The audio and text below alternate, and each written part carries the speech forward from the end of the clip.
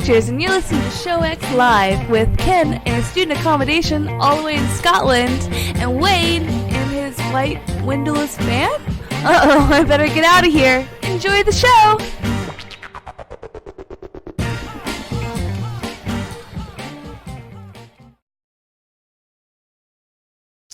Hey there, everybody, and welcome to Show X on VTWProductions.com. You're listening live at 2 p.m. Eastern, 7 p.m. GMT on this Sunday, the 30th of December, 2018. Hey, everybody, it is the last show of the year, officially, as tomorrow will be New Year's Eve, and the following day, the New Year. And so, welcome to that, and hopefully we'll get through and talk about a few things that lead us into the new year. Unfortunately, I am not joined by Ken today, as he is without essentially good interwebs. And so I will try my best to give you the show today on my own. So we're going to go ahead and kick things off with a bit of dysfunctional deviations. Yay, I got that to work. I am so happy I've got my Stream Deck doing what I want it to do. So, I'm happy for that. All right, so to kick things off in dysfunctional deviations, talk about what things I've been doing that have not been geek in this last week. Let's go over to my show notes. I don't think I have as much not geek. I wanted to catch up a little bit from between last show and this, primarily to talk about. So last show, I have to apologize again. I had come in late because I had nieces that I was entertaining. And so with that, it was a priority for me to make sure that they were entertained and taking care of things. And in doing so, I had given up access to my phone so that they could play Fortnite and things like that. And in doing so, I lost track of time and honestly forgot multiple times that it was Sunday due to being on a holiday schedule and running around. All right, but got it in, did the last half of the show. And the nice thing is you got treated to Ken doing the first half of showing his World of Factorio, doing a wonderful job explaining the game and kind of going through things there. So that was nice. This week, though, so from then to now, went and I've been in kind of a whirlwind when it comes to my schedule and what's been going on. And so Hando, did I get a new mixer? No, I am still running on the old analog mixer, but in the meantime, I have gotten the Stream Deck to behave more properly than it had been. So the fun, and I can hold it up for the cameras to see, the fun actual Stream Deck USB control box that I have sitting in front of me for the show is up and running. In fact, I was able to hit this time for the first time the drop-in for dysfunctional deviations on there. Another example of one that I've got set up, and I'll probably try to bring more back to the world of Show X because of this. But in getting it running and ready, I can say things like objective complete. Yeah, which makes me super happy. Now, essentially, and I'll talk about this more in the Geek Cred section as I talk about what it took to do that, because there was still some challenges in getting everything to perform how I expected it to, but I got that running. The mixer is still on a, future planned list. Hopefully, whenever we have enough funds in the, show coffers, maybe we will upgrade the base hardware for the mixer so that we can have much more quality audio coming through from us. But until that happens, nope, you are stuck still with the old analog. But I think I've got it, like I said, sorted fairly well for now. So let me know if it sounds in such a way that that's not the case. And we'll adjust it from there. All right, so other things I was doing in the meantime, let's see. So this trip back home for Christmas was actually a pretty important one for me, mostly because it was one where my folks have a plan for retirement that includes essentially moving out of the house that they're currently in. And doing so, they are downsizing and trying to get rid of all their old things that they've been storing for the past 20 plus years in that house. So thankfully, my sister, younger brother, and I were all there to take a hand in trying to clear out some of the bits and pieces and things that were there. And it's interesting, I don't know, it's got an odd feel for me because it's going through and there are things that were there that were absolutely memorable. And that I'm happy to have required. I have a box just over the way, and I actually, it's my time, and I'm talking about it, and I will get into computer things, but I think I might actually want to bring that box over and show you guys some of these toys that my younger brother and I acquired back home because we had completely forgotten about them. So if you will do me the honor just a second here.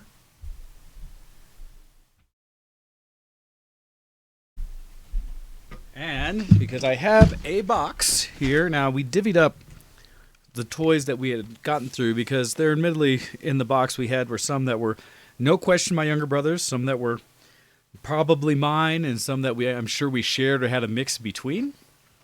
But so the primary series that we got into is called Starcom, and it's an 80s toy. In fact, my younger brother and I did some looking, and we found that there was a show that went along with it, and with that, we didn't have I had forgotten that there was a cartoon completely. I had completely forgot about the cartoon.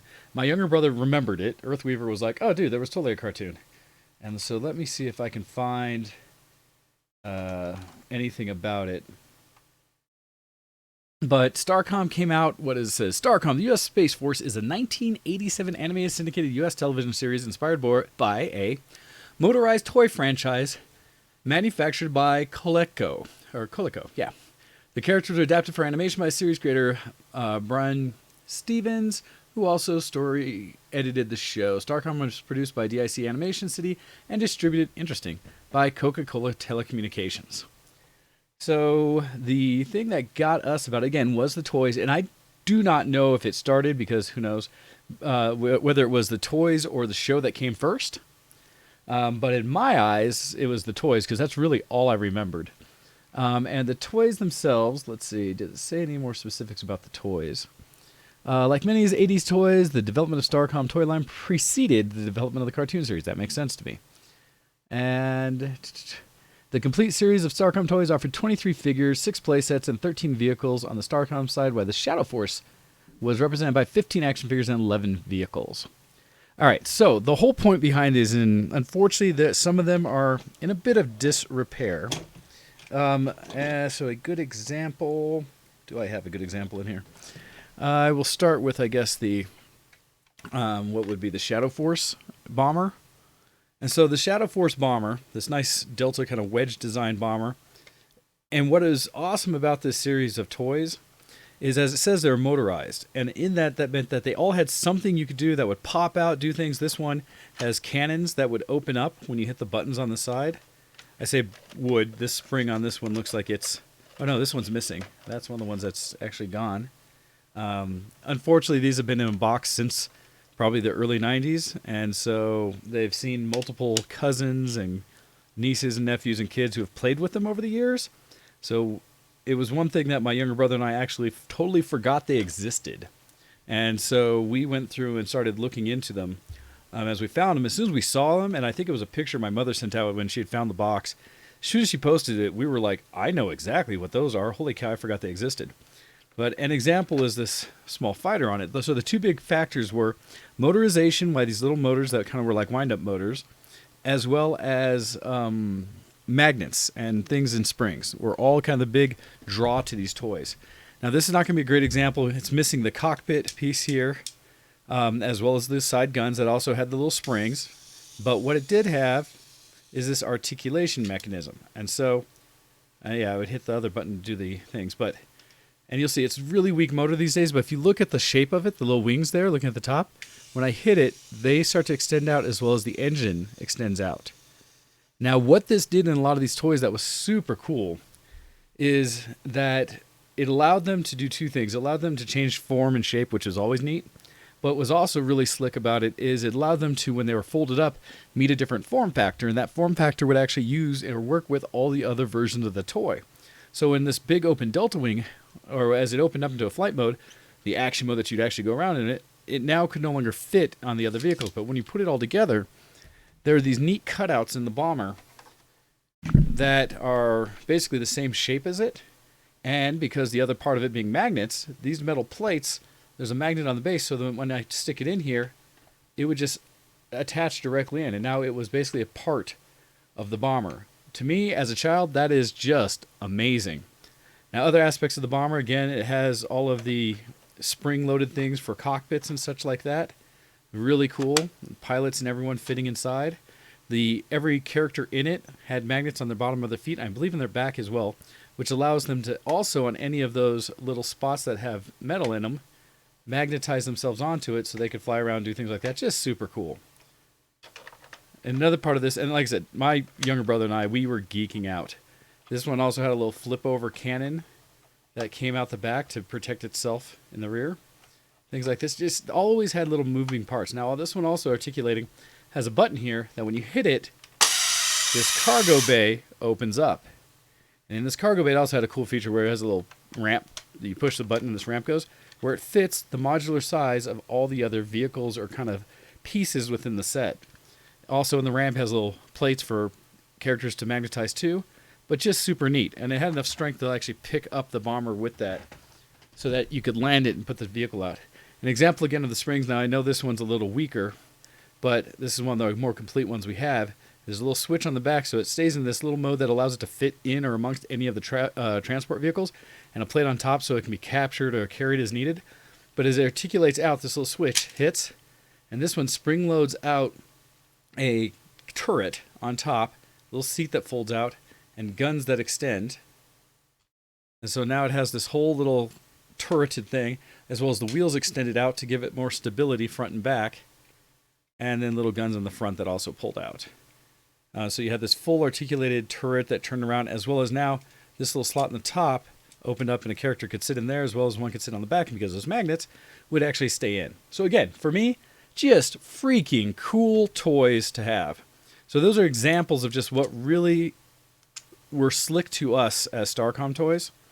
And my younger brother and I we spent quite some time digging through them, and one of the challenges was most of them were not in the shape that you'll see them today, as parts were missing in other places. Another example being this flight ship here. One of the cool features it had is you could push the back in and extend the wings into like a flight mode versus a landed mode on the skis.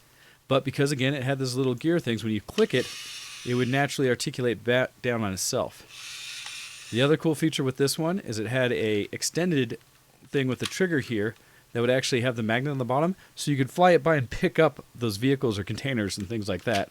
It also on the bottom had a little release mechanism that would pop out here when you push the trigger on it, and that would actually disconnect anything that was attached to it. What was really cool about that is, and how it has kind of a grip like a tree, you could fly it along with something attached to the bottom, especially a vehicle, and as you're doing it, hit the disconnect and it could start rolling away as it came off the bottom of it. For me, super cool.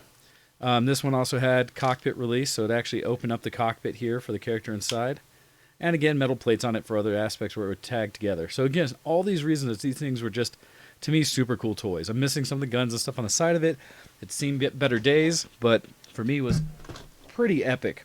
The other major one that I'll show from these, there's, like I said, we had a surprisingly good share of the toys between my brother and I.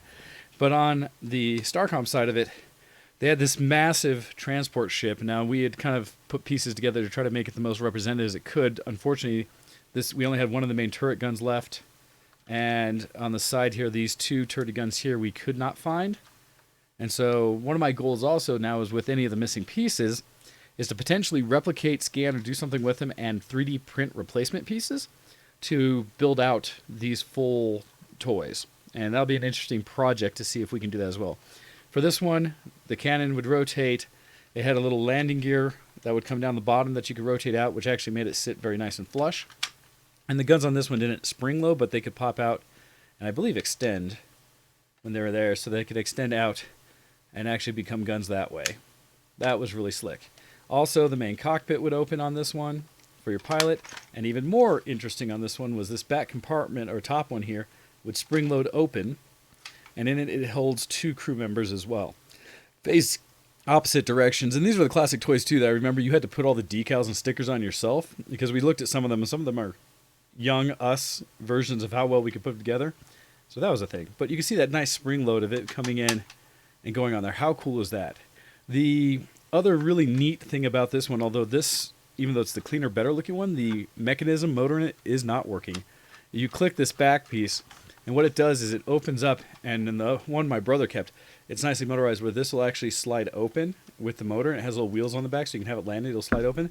And in the back, it has another container location where you can put any of these vehicles again, and they'd fit in there, and it has a little ramp on the front and back, as well as kind of the same metal pieces. Oh, actually, this one doesn't have a metal bottom. But it does allow you to stick any moving ones in there, and you can put a ramp down, and it could drive right out. And they came with a crew component where it allowed 6 other crew members to sit in back. So again, just super cool. Now, I won't go through the other Starcom ones, but the other set we found, and I do not know the name of this one yet. This was a Japanese toy set where it says the manufacturer on the back is actually Japanese company. I don't recall it. Essentially, what was slick about these toys, and this is kind of just all the pieces we found put together, and so it looks like this crazy hodgepodge. But essentially what it is was toys that were modular, kind of like Legos, in that you could actually pull all these little pieces and parts on and off the sides of them. And so they had all these different little holes in the edges and the back and pegs, and their heads were shaped as pegs as well, and sides. And so really there were these base, for us, gray, and I think we just had gray and red robots. And they could articulate their arms and legs. But what was really cool is they came with a bunch of accessories. Like here we have one of, and I remember having the full sets of these, a power boot. Essentially has a little jetpack on it, bigger boot that you could just stick directly onto the side post of it in there, and it became augmented with whatever parts you had. And so with them, they had pieces and parts that you could make vehicles out of as well, and they would all tie together themselves. So it was this really neat concept of almost like Lego, but robots. And as a young kid playing with robots and toys like that, to me, it was flipping amazing. And so I absolutely love them. But I did want to kind of show those because there is more than, like I said, my younger brother and I were seriously experiencing some nostalgia as we were going through the toys, to the point where we were basically sitting on the ground reminiscing. Part of the joy was finding all the pieces and parts, and at least the way my memory works, being able to tie all those parts together and recreate some of the toys where I see one piece and I was able to recognize and say, that gun goes on this toy. Things like that, where it's just my memory clicked and they all fit together. And I don't know if that's a good thing, but it definitely speaks to the way my mind works and my memory works. So that was ridiculous tons of fun. But that was one of the things that my younger brother and I spent a lot of time doing. Just in where we sat for a couple hours reminiscing, going through these toys. That was good fun. Anyhow, so that was one of the things that we did throughout and over and with it all. So that was great. What else do we have here in my list of things? Also, so picking up the toys was one thing. Picked up random little things from around the house. My father was trying to give out some camping stuff, things like that, which I have all my own. We had found a box of both mine, my sister, and my younger brother's inline skates, our first ones, which, to give it any time frame, we were skating on in the mid to late 80s, and the brand was California Pro, and we were out in California. And it was crazy because I thought we'd probably sold, or did something with them, but going through the boxes, my parents had all of them. Now, I think we only had one set of pads, but they're the most terrible pads.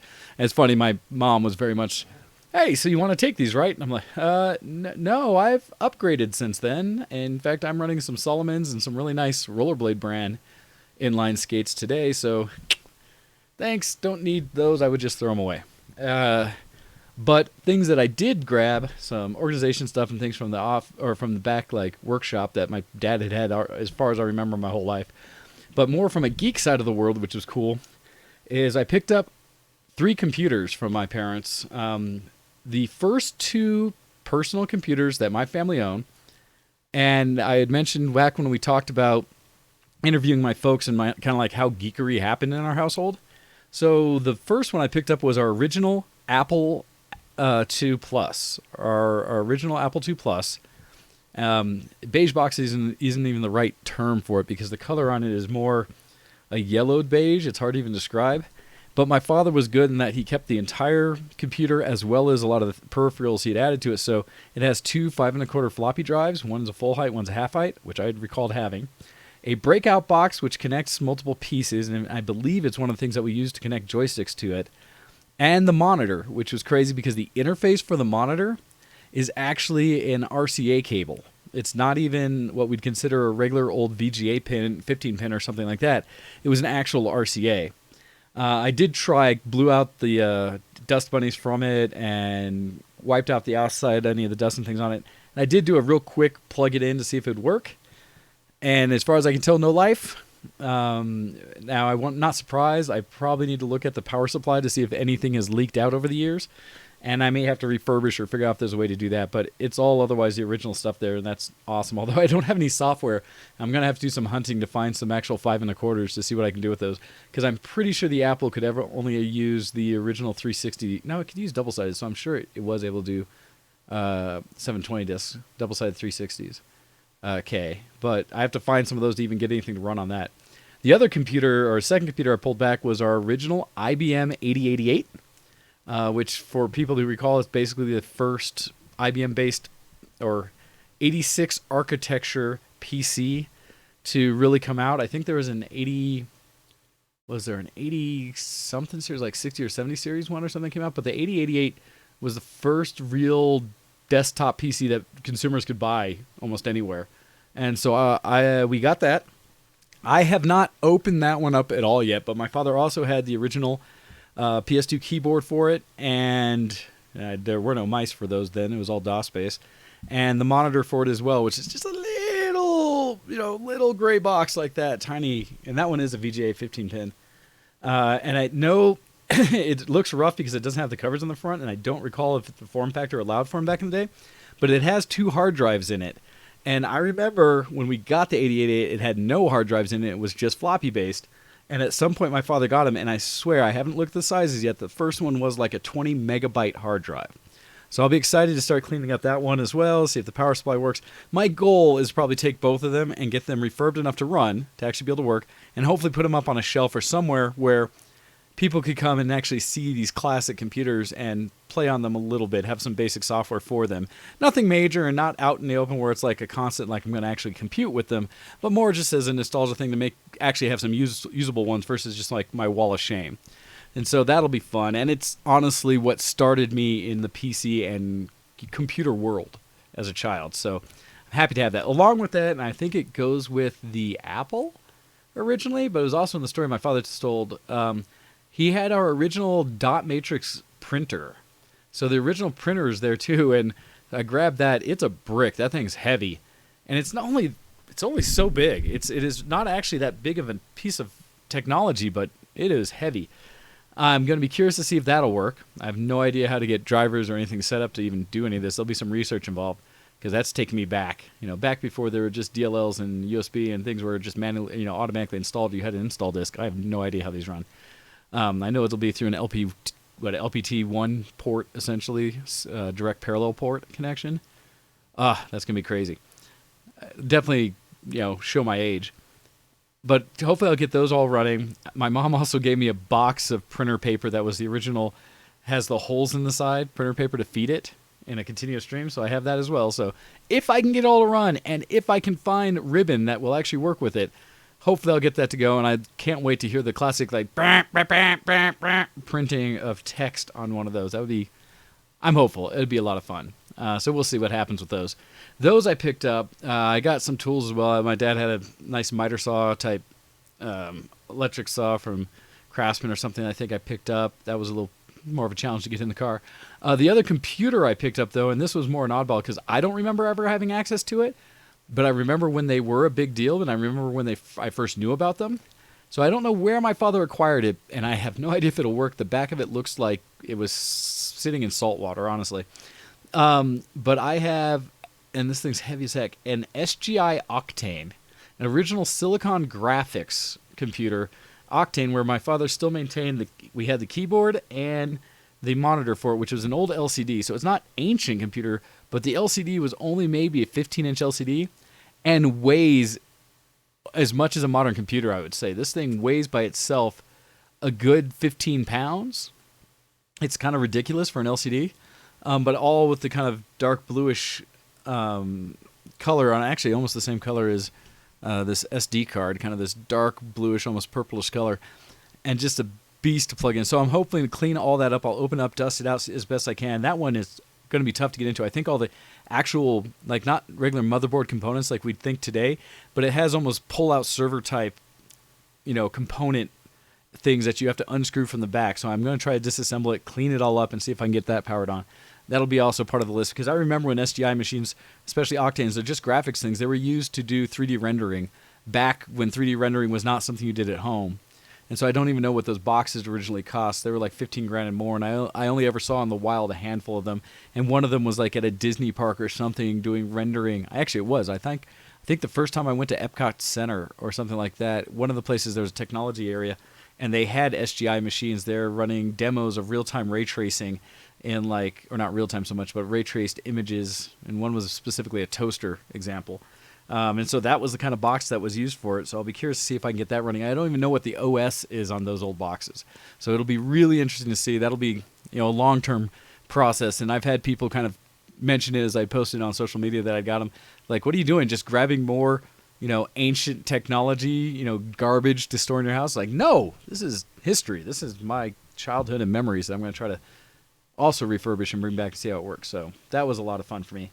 Other things, I think those are the main things that were of import that I got back. Some books from the family, things like that, from my parents' library, that I'll be reading at some point, just stuff like that. It was fun kind of doing the divvying out between. But those are the main things to bring up that were fun about that. Other than that, what happened after the show and such for actual Christmas Day, I had hung out. We really had mostly a chill time over the Christmas break with my younger brother, my parents, and my sister and her family. Older brother's family out in California, so they weren't out this time. But it was a nice kind of farewell to the house, because that is, if all things go correct, will no longer be in the family. And so it was nice to be able to spend one more holiday there with kind of everyone. That was neat. Beyond that, we did go to Christmas dinner at my aunt's house. She had a lot of people over that weren't just family, friends of hers and stuff from around. A large group of us in a fairly, in a nice petite house, but it managed it out, and we all found seats, and it worked. Really amazing food. But the challenge was I was stuck where the next day, so the 26th, I had to fly for work. I had to get out of town for work. And so to give myself time, and because I know weather was supposed to come into western Nebraska, I ended up leaving Nebraska and driving back to Denver Christmas night. And that was admittedly a little rough, because as I drove back, I had eaten a wonderful meal, had been up all day hanging out with family, and then I had to go drive basically 8 hours home.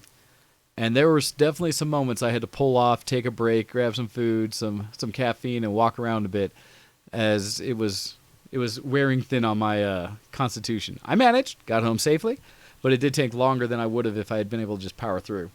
And got home and stayed up longer than I'd like to, and then passed out and woke up almost right after that. I only got like 2.5 hours sleep, but then spent the day getting rested ready so I could fly out for work, take care of some things out there. Had an opportunity to be in District of Columbia out in D.C. and see the National Tree, which I think is always nice.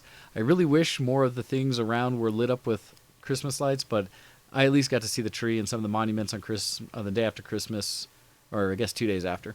And that was really neat. Then I had to fly back right away, come back, and since I've been back, I've been kind of trying to organize everything and spend time as I'm getting ready to fly out again New Year's Day to go see my younger brother again before we take a trip out to warmer climates for a thing that his school does, and that I'm going to have an opportunity to go along with. So on that note, reminder, and I'll hopefully remember at the end of the show as well, there will be no show next week, I believe, because I think Ken and I are both indisposed.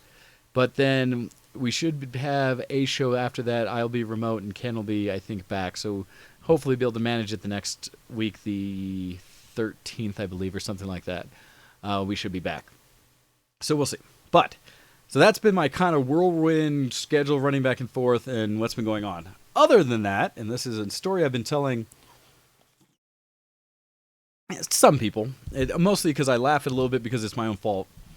But I stuck myself in a bit of a financial constraint for the end of this year. And it was all me trying to do a good thing, because I was trying to get myself set up for retirement and 401ks and investing and things like that, which I've been doing a decent amount with.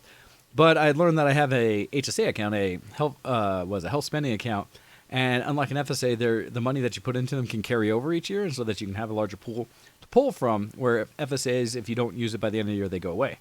Just in the U.S. Healthcare world. And so I was trying to set up for next year and allow it to take enough money out to hopefully invest a little more in my future and to cover any potential medical bills and deductibles I might have next year. And so as I went through the forms to do it and my enrollments, I thought I'd done everything right. I found the section for it finally. Others a little confused because other sections wouldn't let me edit them. So I thought I might have missed the enrollment period. But when I did it, then I maxed out basically how much I could put into it. So I was like, yeah, that way I will be able to save a little more money before taxes like a responsible adult. Unfortunately, then I continued on and went to another page that basically was all my enrollments again, where I could choose my medical providers and how much, various things I can invest in for, how I do things each year. And I got to the end of that section too with HSA, and it was there again, although the max amount I could donate to it was a bit higher, so I was a little confused. So I filled it all out again, thinking I'd done, okay, maybe I missed something last time, and okay, here's the whole thing. So I saved it, and I was all good. But then I started thinking about it after a bit, like, well, why were there two sections for that, and why was one of them somewhat locked down? And it dawned on me, and I was a little worried. I was like, well, hopefully not, but you know what I might have done is I hadn't set up that enrollment for the year, so maybe what I did is when I told it to put X amount of money in for that, towards my HSA, what it really translated to was for this year. And I was concerned because if that's the case, I only have a check or two left this year. Is it going to try to take out partial, like just some of what I said, or is it going to try to do exactly what I said and take all of it? Well, let me tell you. It did exactly what I told it to do. And it essentially took the entire amount that I said I was going to try to do for the year out of, I believe, 1 or 2 checks. And I have to double check the actual paperwork to see how many I did, because all I can say is the actual amount of take-home money I got out of that check was about half of what I expected it to be. Ouch. And so bills going into the end of the Christmas season and starting the new year and travel going on, I have a little bit of like a ha. So I'm really hopeful that it was the last one of the year, although I'm fearful that it might be one more that takes out again, and I will be light again with that, which will make me focusing on eating some ramen or whatever I've kept dry in my pantry for the next month or until I get paid into the new year. And it's silly, and I laugh at it because it's essentially I did it to myself trying to be a good adult and trying to plan for my future and doing more investing. And in doing so, I might have invested myself into a bit of an end-of-the-year crunch. I'll be okay. Nobody stress. That was just something where when I caught it and got the check, I was like, Now, that wasn't what I was expecting, as I had planned to get ahead of a lot of bills going into the new year. Now I'm kind of like, I might have to write out a month. We'll see. Not pay, but like not pay as much stuff down as I had hoped. So note to all, if you're going to fill out your things, make sure you know which year you're filling out and how that affects where your pay is going to be. So, all right. I think that's about all I had that I wanted to talk about that wasn't specifically geek related. Now I will switch over to some geek, and we do have some subjects to talk about, as well as, oh, by the way, it's the end of the year. And so I am happy to bring in discussion, because one of the topics I will bring up here is what some of the top selling and quote-unquote best games of the year have been in 2018. I don't think I have anything set up for the look forward to. That might be something we do when we come back about what kind of games and geekery might be happening in the frontier of 2019. But for 2018, we will have some discussion about what made some of the lists for top games, top sellers, things like that. With that note, I would love, because it's the end of the year and there's no reason we can't reflect, to have, if you are interested, feel free to call us in at Show X, or was it VTW Shows on Skype, and we can bring you and join you to the discussion and talk about things, or if anything I'm talking about, feel free. Since Ken's not here, I'm happy to bring in other guests to talk about some things, so it's not me killing my voice the entire 2 hours. If that, though, just send me a message at VTW Shows, and I will set it up and bring you into the call, and we can talk about some of the end-of-the-year fun. All right, but now, as I get into some of it, because I get to happily say that my Stream Deck has has bent to my will and is doing the things I want it to do in some ways. And I got it set up this morning, essentially. These additional pieces. Most of it was already done, but we can now switch over to... I'm a geek. Are you a geek? Geek cred level up! And I do a happy dance for that because one of the subjects I will talk about is actually working with this Elgato Stream Deck and getting things working how I want. So off the bat, I will tell you yet again, I love this thing. This Stream Deck is cool. Just a USB device, but allows you, and I said it last time, allows you to program all kinds of individual key press things like that. It can be shortcut keys, hotkeys, stuff like that, where it actually maps a specific key combination, and that can tie into basically any program that uses shortcuts. But also allows you to run some scripting and things like that if you have the right tools installed for it. And it has a few programs that it has by default set up to use.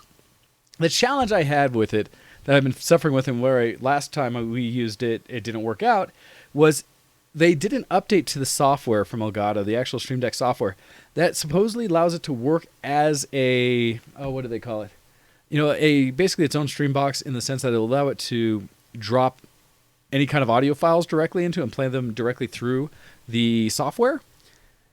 And when I tested it out, it worked great. Basically, I moved all of our drop-ins over and our intros to our segments over to it, so I could just hit the button and they would play. And it was doing it all internally, which was really cool because it was very lightweight. I could just send it, and the output, what I had done is I'd used the Windows audio per device or per software program routing to send it directly to the Voicemeeter Potato software I used to do the virtual mixing and into OBS. And thus I could do, like I just did, a drop-in. I could do the... Objective complete. And it would just work. The challenge was when we went to use it live on the show, honestly, the next day, it didn't work. I'd hit the buttons and they would just get stuck there trying to play. And it has this great graphic where it shows it trying to play, a little audio waveform. But it just kind of kept going and not playing. And so somehow, I believe the actual, audio codec or something like that got corrupted.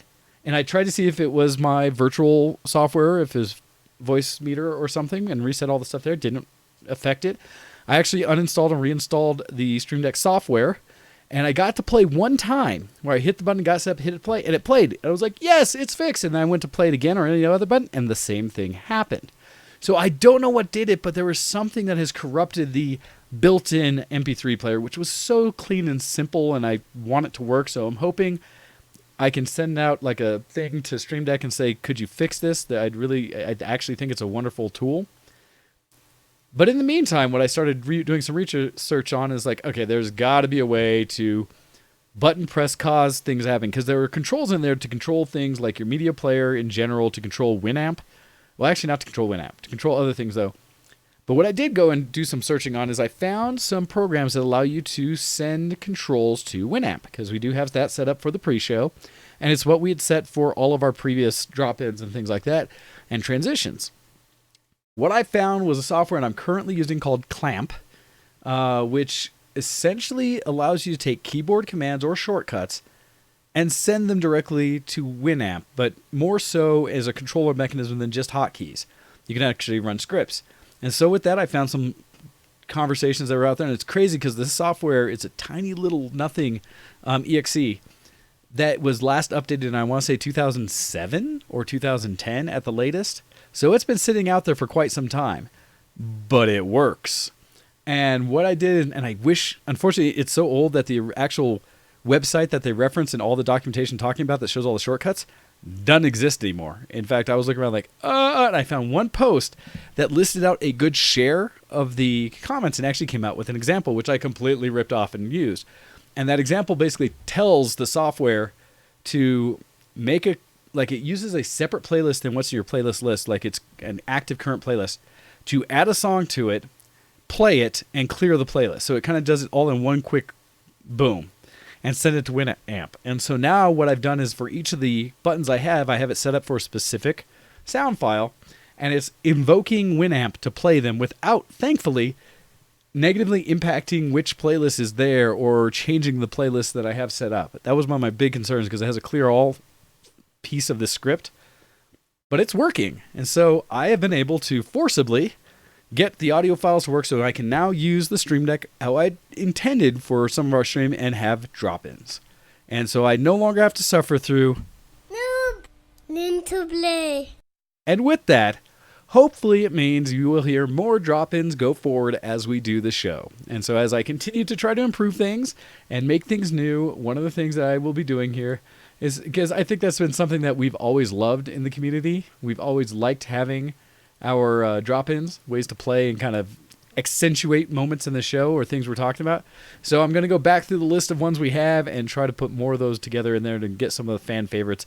I was thinking I might get some No Attacks and things like that back in there because I've always loved them, and you know they're on our list of, I think everybody, some of their favorites have been the No Attack. So I'm going to try to bring some of those back into the show and some other things. So if you have any recommendations or things that you've missed from Show X over the years that maybe used to be part of Octal and Horak, or even some of Octal stuff on One Dumb Jack, or One Dumb Jock, sorry.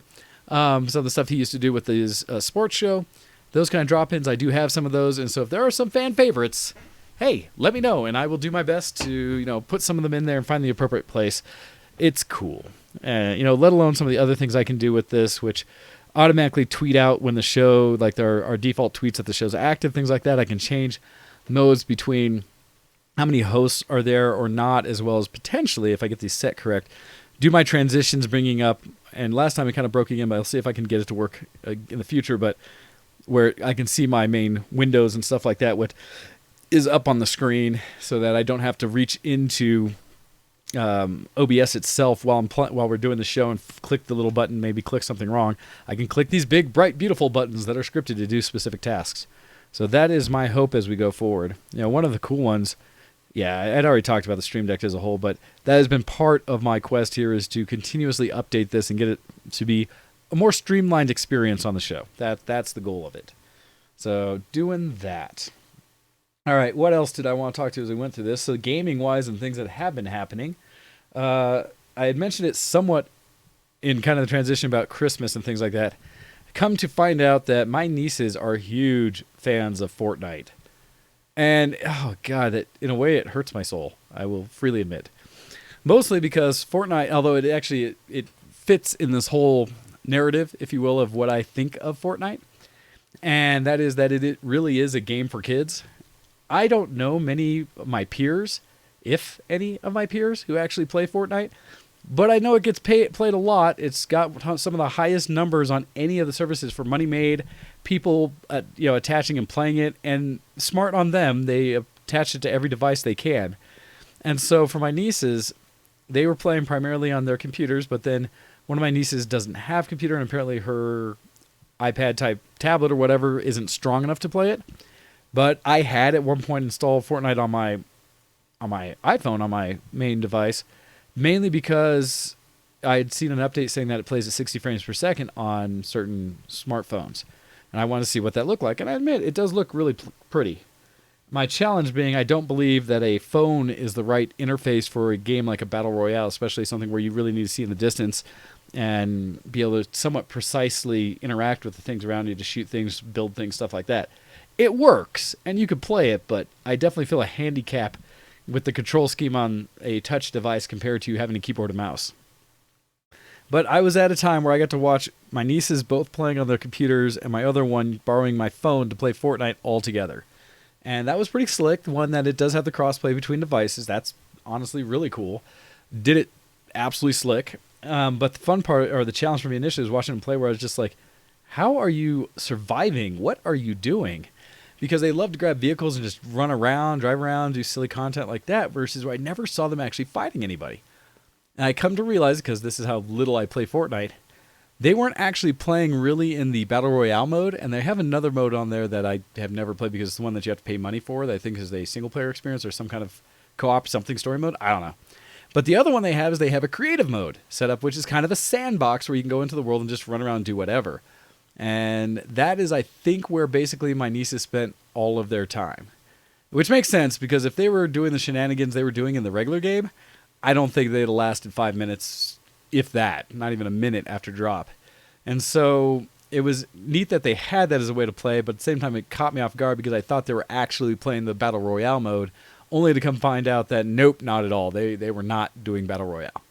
And so that was somewhat interesting to me to kind of catch that, but it was cool. So I played a little bit with them, or at least watched mostly, and it, I guess, speaks to how popular the darn game is.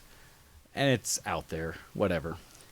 Gaming-wise for me, I continue to find that I am very much into League of Legends ARAMs only. Screw the rest of the game. I don't want to hate myself. And I'm still, depending on a character, I'm actually pretty good. But I have still enjoyed playing ARAMs. Probably where you'll find me most often in any games I play, just because I can pick them up and it's fun at the moment. So I really like that. I've enjoyed that a lot. I've had a little opportunity to see some of the newer characters, but really haven't updated my roster a whole lot. And I think the last one I finally played brand new for me was Camille or something like that. The gal who has an ability to whip out things, catch an end, and if she bounces off that into an enemy character, will stun them or pop them up for a second and then has some other attacks. I ain't good with her, and I don't know how she's supposed to be played, but that was new. My go-tos are still, I have so many that are just like I enjoy playing. Varus any day of the week, especially ARAMs, is just God mode, so good. But even had some great opportunities where I played a Nami recently, and mostly because, and I still don't get the community this way, they get so butthurt if, because it's an ARAM, you get the random characters assigned, if they see a character they really enjoy pop up as a character someone else gets from the random number generator, they are so quick to ask for that character regardless, and they get so butthurt if you don't want to give the character up. And it's one of these things where I'm like, I keep saying this. If you have this character as a favorite and you think it's so much fun to play them, might you not believe that other people do too? That maybe that's one of my favorite characters to play as well, or I actually do enjoy when I get that character because it's random and I don't get them often.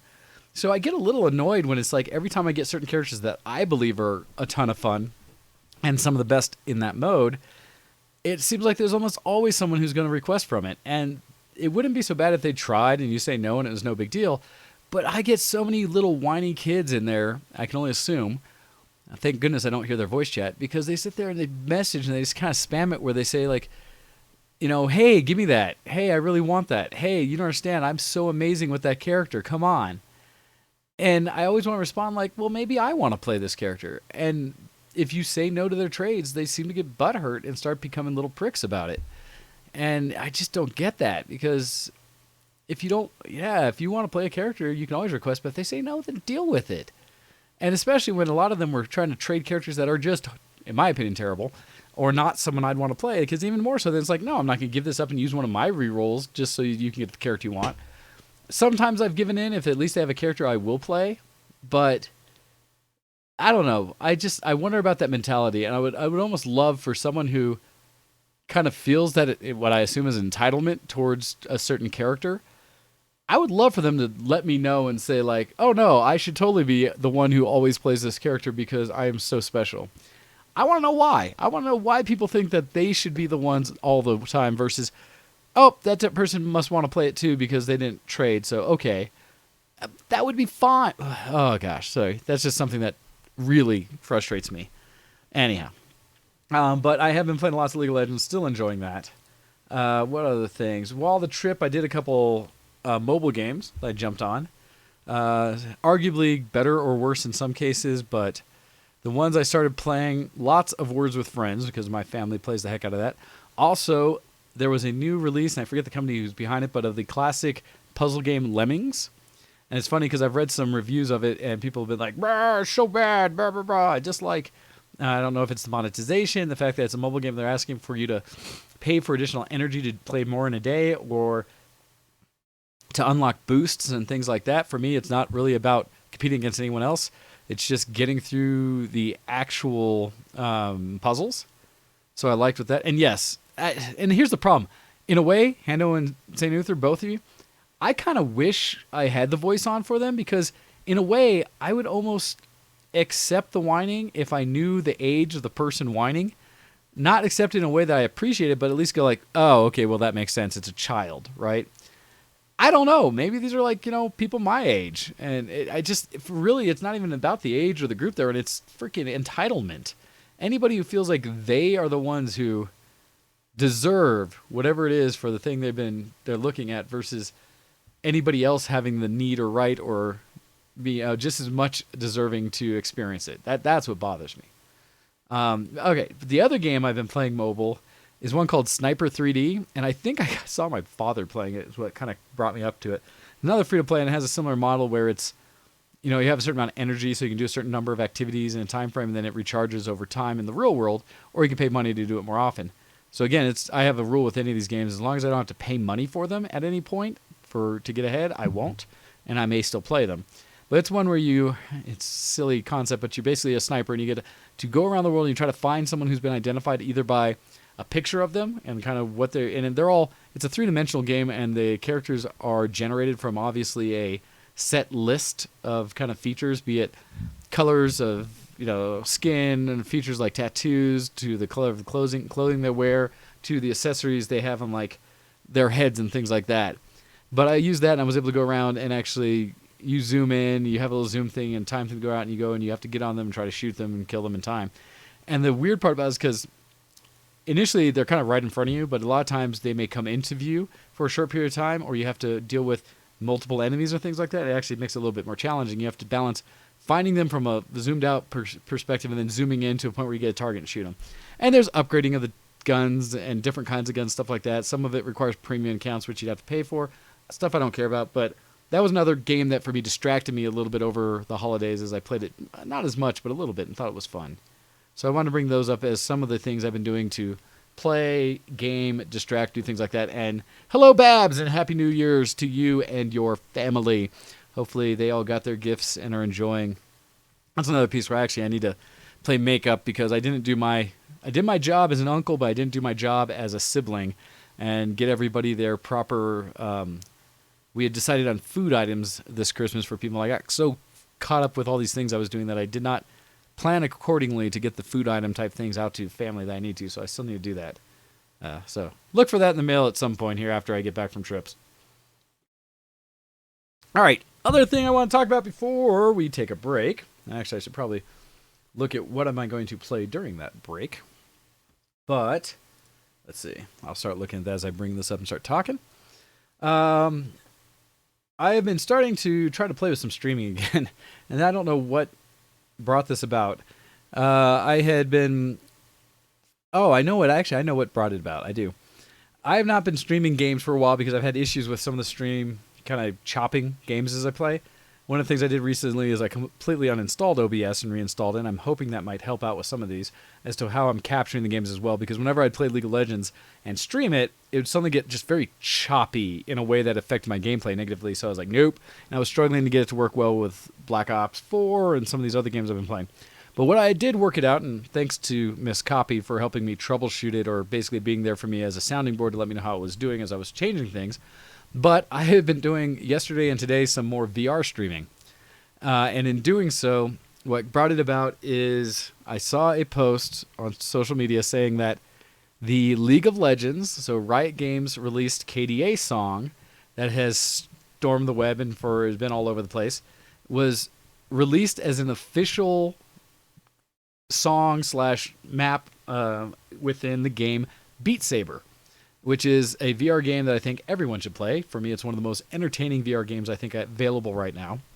But it's the one that is a rhythm music game that instead of you dancing or hitting little things on a button for time, you actually use your movement controllers in VR to simulate holding lightsaber type swords, or light swords, and thus you actually cut through the various blocks that come up in rhythm in the direction that the arrows tell you to cut in rhythm to the music. And it's one that gets ridiculously difficult at times, but at the same time is ridiculously fun. And with that and the addition of the new KDA song, I decided I wanted to check things out and get in there again, and it's so good. So I started playing it, and I thought, why should I hold this to myself? I should really get out there and allow others to hear it. And so I played around and was able to get... I was pretty happy. I was able to get it in there and start streaming it, although the first times it was really choppy. But then as I played with it some more, I finally got to a point where it seems pretty smooth. So with that, I've also got some of the avatars, some other things running. So feel free to check out my stream on Twitch, which is Doc Dead. And you can see some of the videos I've been doing. That I'll probably do some more streaming here, maybe even today or tomorrow, as I get ready for traveling with my younger brother. And so that has been a lot of fun. And let's see, actually I should do this one in. I'm putting the songs in now, so I'll put in one Christmassy one or ones that are very end of the year appropriate. And because I'd like to do the 8-bit ones that we have for songs, let's see, I will do some ones that are fun and they're short, so we will probably put a group of them in here since they're all only like a minute or so long each, so that we have a little bit of a break. So I get those set up. But let's see. Yeah, or just fly out and buy the first round. I do need to go visit you guys out in California as well, older brother of mine, and need to find a time. Although with the travels I'm doing this year, I'm going to have to prioritize where I'm going. I'm already going to have to be saying no to several of the conventions I normally would like to go to since I'm going to some big conventions this coming year. So we'll see. But let's see. We still have a couple minutes here before the break. And what I was going to say, so Beat Saber, like I said, is a ton of fun. Definitely a workout. I have a little challenge in that I don't know if it's my setup and my cameras, but every once in a while it loses tracking of my hands, and that can be really frustrating when it's right in a heavy part of a song and all of a sudden you see one of your hands going wonky on its own and you lose the song for that reason. That's annoying. It's one thing when I suck. It's another reason when the technology is not keeping up. And I don't know if that's an Oculus thing or if that's, too much light saturation in the room and therefore the cameras are having trouble tracking. I don't know, but something. As well as, admittedly, in my office, I have a smaller play space, and so as I move things out of the way, I have to be careful. I've still tapped like the desk next to my space and the wall, and so I have to be a little careful about how exuberant I get in the game. Can't move around as much. Oh well. But that has been fun. And also this morning, I just started streaming a new game, and this is one I've been holding on to for some time, but it's one that got some really good reviews. And admittedly, from almost the moment I started it up and getting it figured out, put a smile on my face.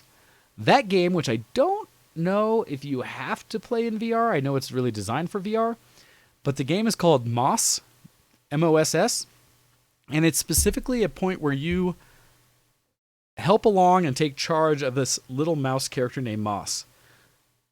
It is adorbs. It is ridiculously cute, and it is so much fun. And it's one of those that, oh man, I got everybody coming in to watch my stream today. Hey, everybody. And with Moss, what's super cool about it is it reminds me of the Oculus initially specific game. I think it aired right now. Lucky's Tale, which is a platformer side scroll where you kind of are a disembodied camera that's observing your character jump through these puzzles. Really good game. Lucky's Tale is a blast, and I need to go back through and actually beat the game. It's got a lot of levels to it. I only made it so far in, and it kept getting more complex and a lot of fun. So it's one that if you have VR, go grab it. But I do know with Lucky's Tale, at least, they finally released it in a non-VR enabled version, so you can go play that as well. And so if you haven't, and especially with the Steam sales, go get Lucky's Tale. It's just great. It's a classic platformer. It's very like Crash Bandicoot / Mario World or something like that, in the sense that it's a true 3D platformer. But Moss, it looks and feels much the same, but the presentation and the fact that this is not a first release game shows. It is cute. It is adorable. The environments are beautiful.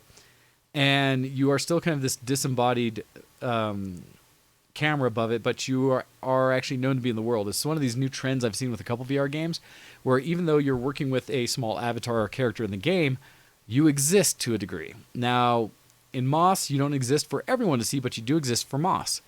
And it's a tickle in the sense of the way they introduce it, and I guess it's safe for me to kind of say some of it, because not as many of, unfortunately, you guys have VR available to you. But once they kind of talked about it, and at one point where Moss actually looks up at you and waves and kind of looks at you, and it's, again, she's just adorable. But mentions that you are the reader? And the way that's presented, it's like you're reading a story and it's interactive.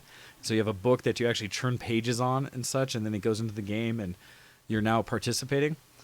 But at a point there was reflection below of like some water on the edge of the world, and when you look straight down, you see this, what looked almost like a Spirited Away no-face kind of mask or shape looking back up out of the water as a reflection. And so it's kind of this spiritual entity that she can see, and you get to see what it is she's seeing. And that moment was really cool because it takes what some of the demos had done in VR, where you're a disembodied head essentially, but it shows masks or something in your head. And some of the tests I had done with VR back in the day where you could kind of dance back and forth to see how quickly it reacted. And for me, I was just like, oh, that's super slick. VR, oh, that's so awesome. In this case, they did it in such a way that when I looked down, I had that same moment of effect where I saw myself and I danced around a little bit like, ah, that's so cool. That's me in the world right there. How neat is that? And Moss is also very interesting because it's definitely a sit-down experience game where give yourself some room. You don't need your keyboard and mouse once you start playing. And you can use the touch controllers. I believe you... No, it is definitely a touch game. I was going to say you might be able to use a Xbox, but no, it is definitely a touch game. And because you reach out and pull and manipulate some things in the world to help Moss along. But other than that, it's like an action platformer. In one stick, you're controlling Moss, and the other one, you're jumping and attacking, which is really all you're doing. But it's so pretty and so well just put out in the world. The presentation of the game is so wonderful. So it's something I throw out there to say that if you are a VR person and have them available, Moss is a game that's great. And if you just like to check it out, you can go to my Doc Dead channel on Twitch. And I don't know if it'll keep up those last streams. It should by default. I haven't highlighted them, but it should keep them at least for a little while. And you can see kind of that beginning play through Moss. I might play both Moss and Beat Saber some more throughout the next couple days until I travel, just because they've caught my interest again. They're a lot of fun. Anyhow, it is time for me to take a break, both to rest my throat and to allow everyone else to go use any kind of washroom you might, or to refresh your drinks and such as we continue back into the show. After the break, we will come back and we will discuss some of the things about the games that have been out this year and what made 2018 so great. And we'll go from there and see if there's not something we want to talk about. I have a few other news stories and such that kind of hit towards the end of the year and some things we can bring up there. I'm more than happy to make this a more interactive show. I very much appreciate all of you in the chat that watch along live. That makes the show much more fun. But at the same time, if you'd like to participate even further in the show and actually get your voice heard and have the discussion with me after the break, feel free to message me at VTW Shows on Skype. And if you have a camera and a microphone set up and a headset, no echoes, then give me a message and we can bring you in during the break and we can talk about things. So with that, you're listening to Show X on VTWProductions.com, and we'll be back after just less than or right around 5 minutes, as we are going to listen to some music that is holiday and 8-bit. And we'll be back after this. Send in your emails to showx@vtwproductions.com.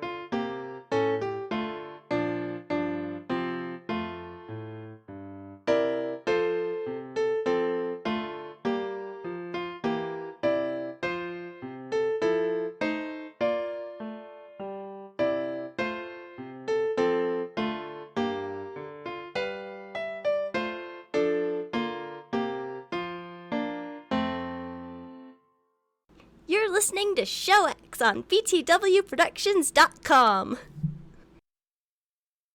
Hey, everybody, I'm back. All right, so nice. Some nice, pleasant 8-bit Christmas music too, and New Year's music to end the year with on the last show of 2018. And with that, though, we have some news to get into, so we're going to get in with a little bit of Technology, news, and more today on the Geekoscope. Again, so happy that I was able to make the drop-ins work again. Yay! Alrighty. So, with that in mind, and for the Geekoscope, what do I have here? One thing I did want to throw out is I want to throw a shout-out to Mighty Stoner for following us on Twitch as well. It's always nice to get new follows, and it helps it so that we have more people to watch. So that's always fun. Alright, in technology and news. Let's see, where did I want to start? I had some basic news file or things in here. I won't get into that today based on who's listening. So this is more a follow-on one because we love to talk about all things net neutrality on this show because we believe in our rights as, users of the internet in the United States and the fact that we actually care about the ability for us to get to whatever we want to and not have ISPs or other companies determine what's right for us or make us pay differently for what access we want. Unfortunately, this article now is a bit behind because it says time is running out for net neutrality in America. The challenge is time has run out. And this was talking about, essentially says it's been a little bit over a year now since the FCC initiated proceedings to remove the net neutrality protections put in place by the Obama administration. The protections ensured that internet service providers would not be able to sell or throttle particular types of bandwidth and in effect sell the internet to customers piece by piece. The worst case scenario, for example, would be that your ISP would slow down your video streaming service but offer you an upgrade package for access to, quote, maximum speeds. At the time, this decision angered me, this would be in the article, being someone that lives in the UK, even though it supposedly wouldn't affect them. Did, however, think that timing of the FCC was very cynical. Announcing their vote plan just before Thanksgiving didn't give supporters much time to rally. If they do want to get the rules reinstated, though, it's time. Definitely time is running out. So what happened is there was one last chance, one last appeal that the House, I believe, was able to vote on something to actually revoke or to not put in the new, the new restrictions, essentially. And so with that, it was one where they had an opportunity to basically look at what was happening and say, nope, that's not appropriate. That wasn't what the community want. We need to leave the restrictions in there that were the part of the Title II decision with net neutrality. Unfortunately, it was kind of end of year, and go figure, the House and Senate here in the U.S. takes way more holidays than anyone else and decided to break early and stay away and basically avoid the opportunity for this because if they could have voted by December 10th. As a way to question the way the rollout was supposed to happen, and they did not do so. So there is a concern there. All right, we're going to see, you're going to hear some calling here as we go to see if we can bring in our friend who wants to join. And see, if nothing else, we'll have a voice, but we'll see. I don't know if you're planning video as well. Oh, I was looking for my video camera. I was like, I disconnected that, and I don't know where I set it. Well, if you do bring it up, let me know, and we will maybe add that. But in the meantime, we have your voice as we have a wild Tabaxian who is joining us as we're getting into the end-of-year geek discussion on Show X today. So welcome, sir. Good to hear from you. Howdy. How's the great world out there for you, too? Oh, it is pleasantly warmer than when I first got back here in Nebraska and going well enough. Technology is playing nice today.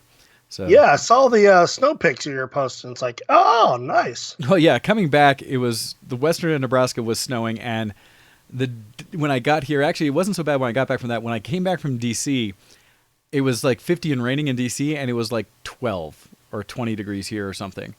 And it was just kind of walking outside, and it was very brisk, very, very bracing. So there was that. But now it's actually, like 50s again today because Colorado. And so it is nice and warm and sunny today, and I'm sitting inside and doing the show. But yeah, no, just final thing on that discussion is that unfortunately, they did not do anything to try to protect us when it comes to net neutrality, and they had an opportunity one more time and decided to just let it go.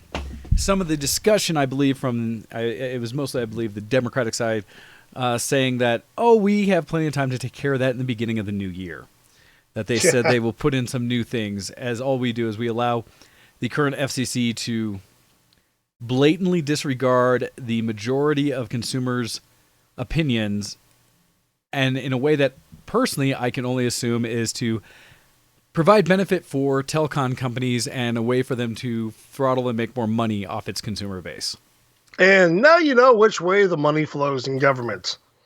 Well, especially in this government. There's been a point where we know that our representatives out there are bought and sold most often by corporations.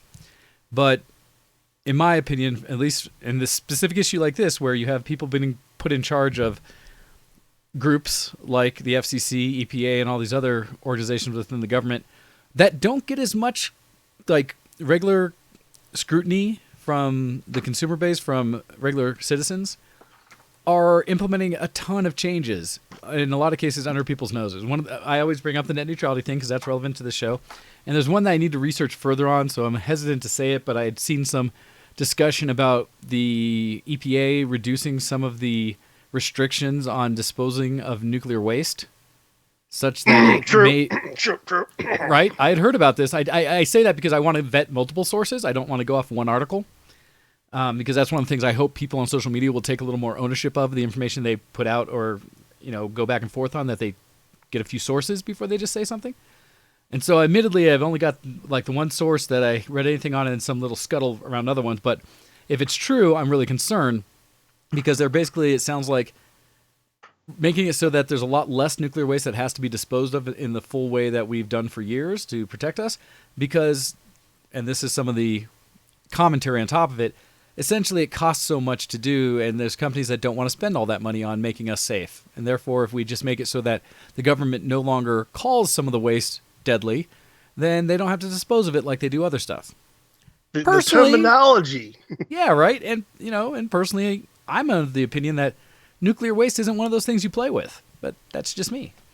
You always start a statement like that with, I cannot confirm or deny my credibility of my statements I'm about to make. Essentially. And so hopefully I caveated it appropriately, but if it is true, are you effing kidding me? Yeah. Yeah. Well, again, that's where money pushes, and I am a proponent for nuclear power. I always have been. I am too. Sustainable. And the technology has gotten so much better than it has based on the last reactor we ever built in the United States. It is significantly safer, it is more efficient, and it can power large bricks of people. But again, people don't want nuclear waste. And even then, we've got a point where newer reactors, if they were built, would provide and produce less waste than what we currently are running. But because people are so scared of nuclear, they won't even let new ones be built. But why are we letting the people take the old ones that are already dirty and producing already waste and finding new ways to not have to deal with it? Oh my gosh. Right? Absolutely. And it's just the way, and unfortunately, this is where China actually shines, because they're building the new plants. Our plants built in the 70s can only use a rod up to 70%. And now the new rod technology can use up to about 95% of a rod. So you have a 5% leftover on a nuclear fuel when it's spent. But the nice thing about that is that's what we use in X-ray machines and all those other little technologies that we use for, the leftover uranium. It's only the surplus uranium with, 30-40% of a rod. That's what we're trying to bury. And they've been banning the Yucca Mountain installation out in Nevada for a long time. But with the removal of that term dangerous to, I just read the article about that. It's to a certain category of it. Yes, they removing the word dangerous material to like carefully handled material or something like that.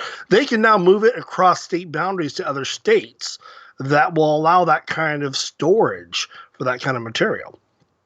Yes, right. That is, and they slipped that in like under one of those sections where we're having problems. This is the downside of the Trump presidency, is he can make so much noise on one area that we never see in, honestly, let me rephrase that.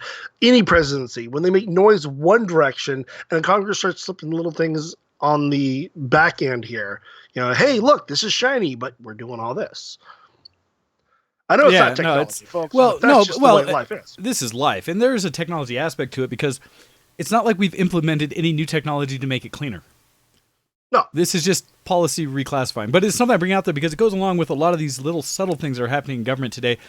that I think are important and affect people. Because people, I have had people who are cynical enough about government. They say, well, my vote doesn't matter. And, it's just they take my taxes and do what they want, things like that. But I was like, but you have ways of actually dealing with the situation. There are things you can do. They do all belong to us as politicians. We just have to raise a big enough stink and vote to make it matter, right? Anyhow, that's not my point. Mine is to make people gamers informed. have that technology. We use that technology. We vote with our dollars to gaming industries when we don't like the product they provide. Yes. It's no different. Well, and you could absolutely pull back your politicians if you have the cojones to do so. Absolutely. And I can go into a whole diatribe about that, about how I believe we could fix the government. But that's a separate thing. But yeah, that was just a piece I brought out because there's little things they do, because it's stuff that I see. Because another one of the ones I have a few more about FCC stuff, just real quick articles I'll bring up and you can read them further in the notes. But FCC basically has tried to bury a study or a report that came out that talked about how it actually showed that many broadband users still don't get the speeds they pay for. Oh, absolutely. That's an article I have in here where it has a bunch of reports about what are people paying for versus what are they actually seeing. And again, because the FCC currently is in the pockets of the telecoms, they don't want to actually go against it. Where previous administration, they were putting in things where they were reclassifying what broadband meant, and they kept raising it, where initially broadband meant like 5 megabit. And then through the last administration, they pumped it to like 25 megabit, I want to say. Or they were trying to say that was minimum to even call it whatever you're providing as broadband. And they were trying to keep raising it from there because, hey, if people remember, the government gave billions of dollars to the telcos back in the day of our tax money to upgrade our infrastructure. And theoretically, we were supposed to all be on fiber across the country, if you don't remember that. And I think the deadline for that was 2010. Well, yeah, and they took the money and they just said, nah, we're not doing it. Yet they still got paid. And the telcos didn't have to pay it back. So I will continuously have heartbreak and be pissed off at telecoms because they have taken so much money from our government, from us, and not done what they said they were supposed to. Other quick news on the telecom front with these before we get into the games and such that I want to bring up. CenturyLink, which is one of the companies that happens around this area. But in Utah, CenturyLink blocked its customers' internet access in order to show an ad. No. And the way this article says is CenturyLink briefly disabled the internet connection of customers in Utah and allowed them back online only after they acknowledged an offer to purchase filtering software. They falsely claimed that it was required to do so by Utah state law that says ISPs must notify customers, quote, of the ability to block material harmful to minors, unquote. In fact, the new law requires only that ISPs notify customers of their filtering software options in, quote, a conspicuous manner. It does not say that the ISPs must disable internet access until customers acknowledge the notification. The law even states that ISPs must make the notification, quote, with a customer's bill, unquote, which shouldn't disable anyone's internet access. So coincidentally, CenturyLink blocking of customers' internet access occurred days before the one-year anniversary of the FCC Commission's repeal of net neutrality rules, which prohibited blocking and throttling of internet access. And there's some examples from the users that had it, and I will put, if anyone just wants to look at it, I'll put the link into the chat, of where they showed some of the reports and claims and stuff they had to acknowledge and what it looked like. And then after they said it, it said, your internet service has been fully restored. So this is one of those little things that comes along with things like net neutrality. Just throwing it out there, people. Just hey. After what CenturyLink did with the outage a few days ago, and the FCC's looking into that, man, they are in some serious hot water. Again, ISPs as a whole, they are so dirty. The fact that I went back to Nebraska, and my parents' house had 300 megabit up and down synchronous fiber at their house, paying less than I do for, even as a consumer level, even though I have business class, but the consumer level, where the fastest you can get out here is like 30 up and 250 down on cable, that there is some gigabit downtown Denver where CenturyLink's at, but it's the only stuff in the area, because the telcos here have so much control and they won't let anyone else in. And it just pisses me off because even then, if I go out east to people I know in DC area and stuff like that, who are getting synchronous gigabit. In fact, my friend that I went and was hanging out with when we went and saw lights, he sent me, he showed me, he's like, oh, look, I'll do a test right now from my home and look at it. And he was getting 680 megabit up and down Ooh, on his nice. fiber. And he told me he was paying like $80 a month. Which, how is that not everywhere in the United States? Google's dream was that. That was their and the dream. problem was Google was only there to try to entice companies to provide faster internet because Google makes all of its money off of ad support. And the faster they can serve you information, the more ads they can put in front of your face. Yep. They never wanted to be an ISP.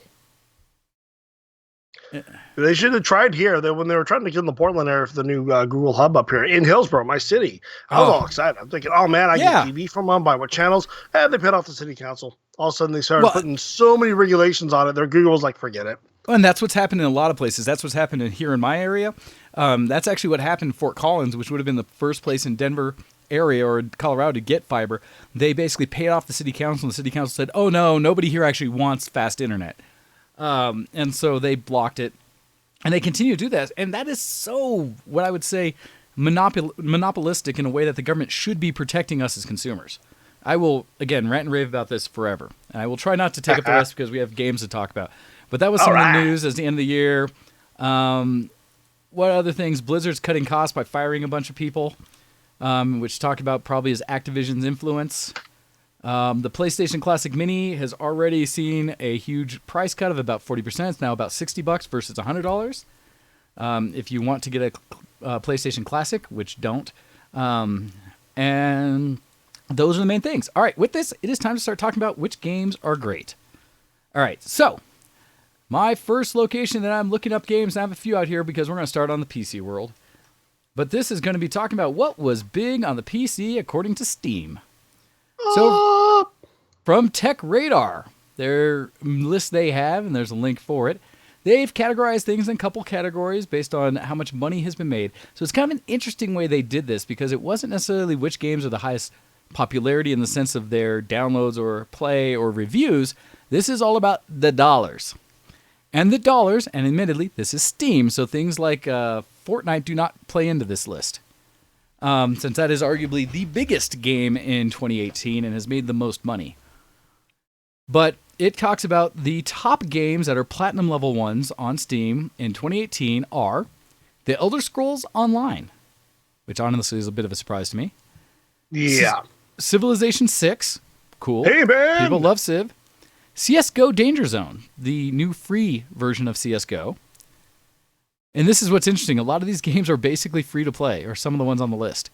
PlayerUnknown's Battleground, which not being free to play, but had a massive surge at the beginning of the year before Fortnite and others have come out. Rocket League, which is still amazing because, jet soccer cars. Grand Theft Auto 5, still a massive game and has gotten around everywhere.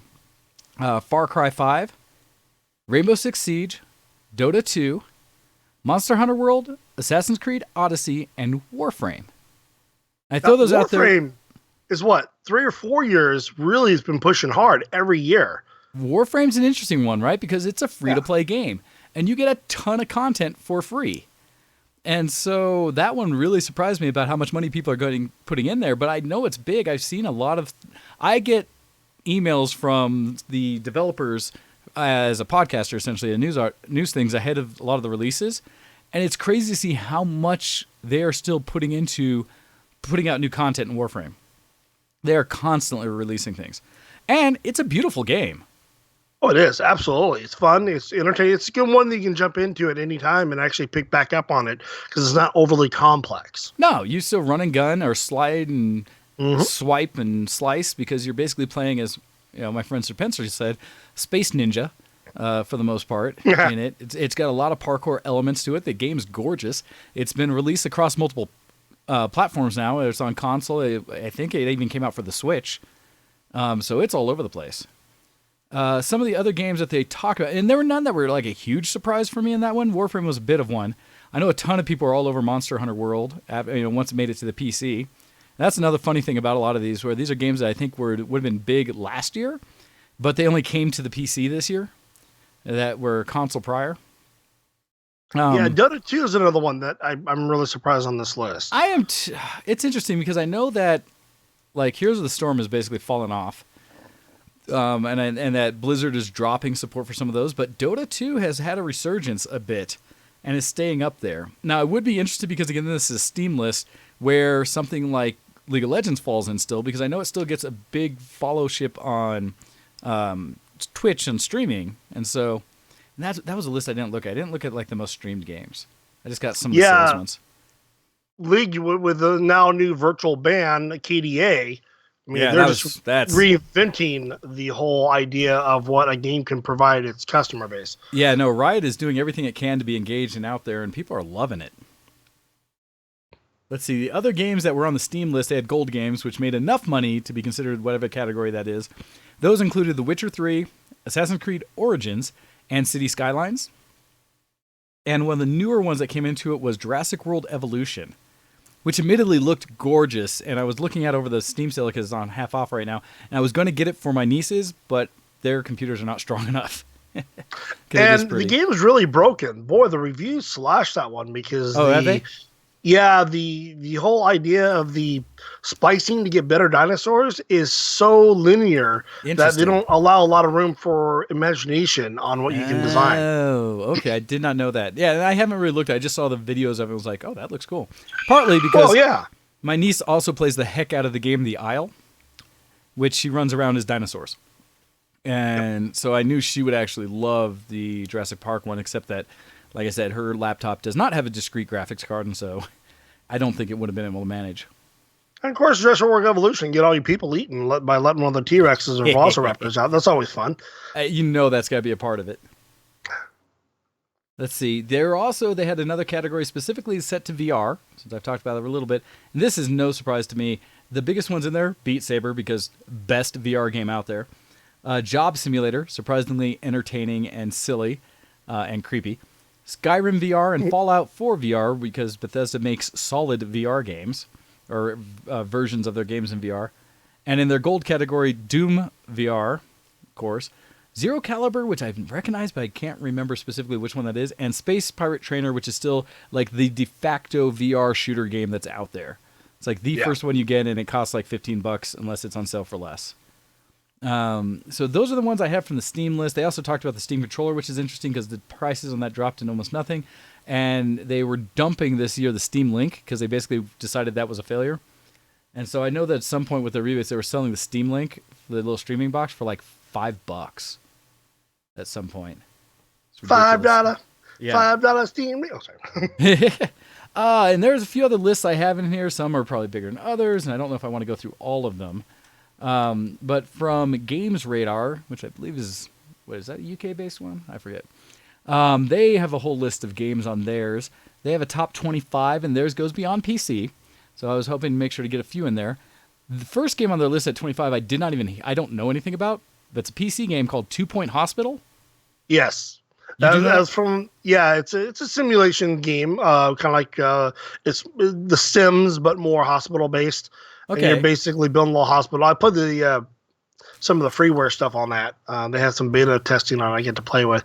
Again, if you're into Sims, if you like the whole virtual environment, Roller Coaster Tycoon and all those other ones, this fits right. Or Airport Tycoon is what I'm thinking about. Well, it definitely seems like any of the Tycoon games. And in reading some of the description of it, it sounded a lot like Roller Coaster, but save people's lives, I guess?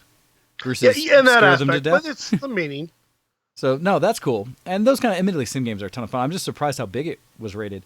One of the ones that doesn't surprise me as much, because it's one of the AAA titles they put out there, is Forza Horizon 4, as one of the big race games that hit this year on Xbox and PC. So that one totally makes sense.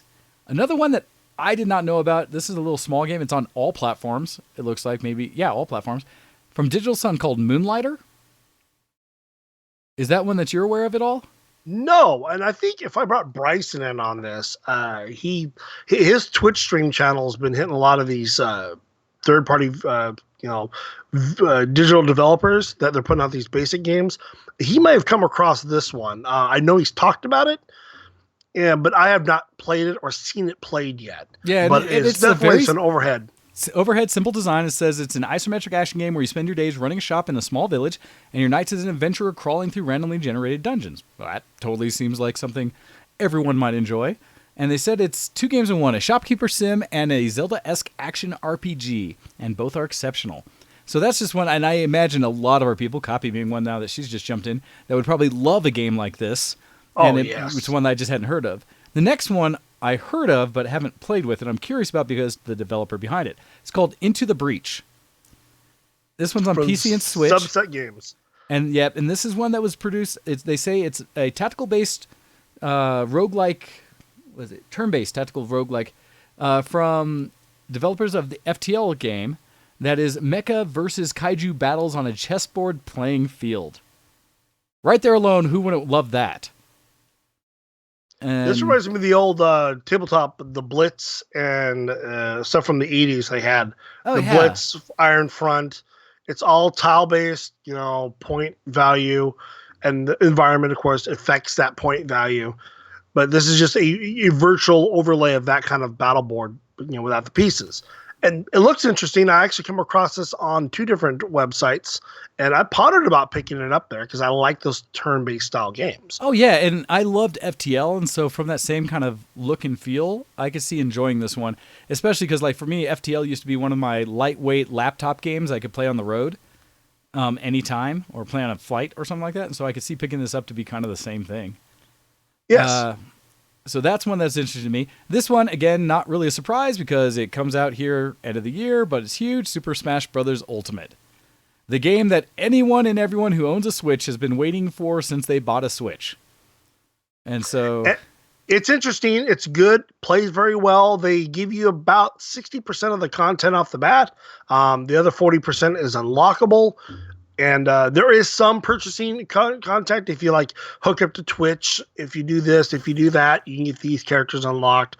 They get some gamers saying they took 10 hours straight on this to unlock everything. Yeah, I don't know if I would invest straight 10 hours of it. It is a beautiful game, though. Don't get me wrong. If you like the Super Smash Bros. Series, you're going to love this series. I've seen it played. I know both boys downstairs were playing. I need to get down there and actually play it because I actually do enjoy this game. Well, and it's one of those that if you like Smash games, this is what I've heard is kind of the most comprehensive Smash game to be released. That it has essentially every character, every kind of mode, everything you would want in a Smash game. And so it totally makes sense to jump on this. Let's see. Absolutely. Other games that came out and show, and again, this is kind of list down. One that totally missed my radar, Hitman 2. And this is, they got rid of the, episodic approach that 2016 tried to do. And it sounds like they went back to what it is to be Hitman. And so, but I know the series. I've never played one of the games, but I've always heard great things about them. Yeah, definitely the, if you're thinking Rockstar Games style, world environment, and you can get creative with each kill because every kill has a certain way you have to do it, but you can actually bend those rules a little bit. I've seen a couple of people play this game. It's beautiful. Don't get me wrong. It takes a good machine to run it, but it is a gorgeous game for the world environment that you play yourself in. Okay. Other ones on the list, they have Jurassic World Evolution, which we just talked about. Battlefield 5, which is an interesting one because I've heard a lot of scuttle back and forth where my group is all huge in FPSs and most of us ignored it. And so I'm curious. It's one that I see on the list. I'm kind of like, really? Really? Because most of us kind of just said, nah, after Battlefield 1, we weren't really that interested. Yeah, I skipped this one too. It wasn't, from DICE, the enticing of, hey, take us again back to World War II. Right? And it's a beautiful engine. It'll look gorgeous, but I've heard mixed on the actual gameplay. Yep, I heard crashing, a lot of just stuff they know there's problems out there, but they just refuse to fix. And we're finding more gaming companies that they'll push these games out.